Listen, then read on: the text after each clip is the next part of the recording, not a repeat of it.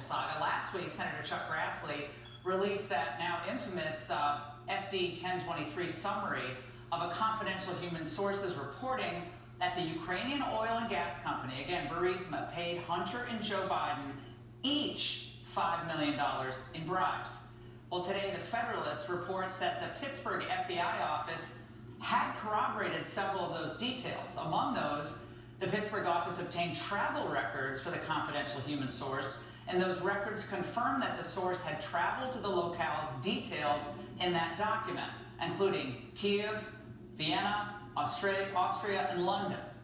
But despite the Pittsburgh FBI providing the Delaware office with a summary of its findings, to date, it appears that that Delaware office did zilch to investigate.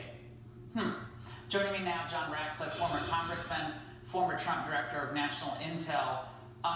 John, the Delaware prosecutors ignoring what seems to be critical information provided to them in these FBI documents and corroborating details and travel schedules. What do you make of this?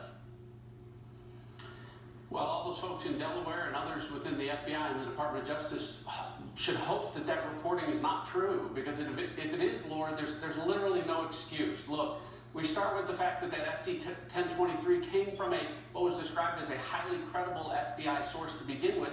Then there was corroboration between the FD 1023 and Hunter Biden's laptop, both of them. Separate transactions, talking about separate transactions involving Ukraine and China, both describing Joe Biden as the big guy with regard to payments on that. So when you start with that, but then if a highly credible source then is partially verified or corroborated with the details that they have provided, there's no excuse for why that investigation shouldn't have picked up speed instead of slowing down. And what we know is that from sworn testimony of the whistleblowers is this information was never shared with the lead criminal investigators in the case.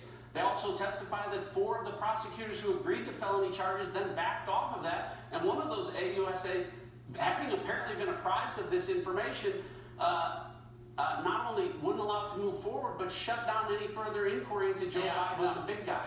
It's literally inexcusable. Well, as I documented the angle, the Democrats don't care. The so-called moderate Republicans, the never Trumpers, they don't care. The press doesn't seem to care.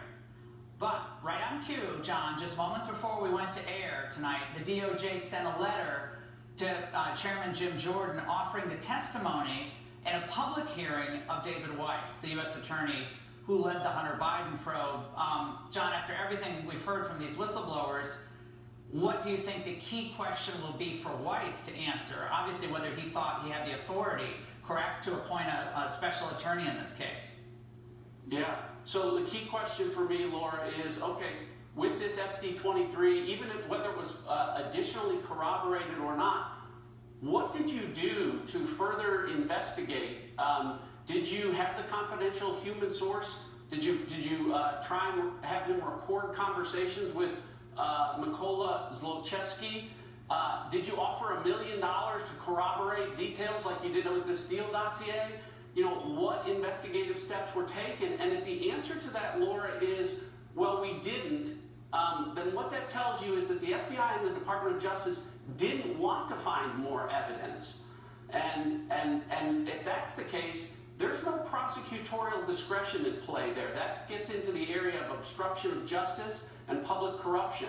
Look, if you're charged with investigating crimes and you hinder those investigations for political reasons, that is in and of itself corruption.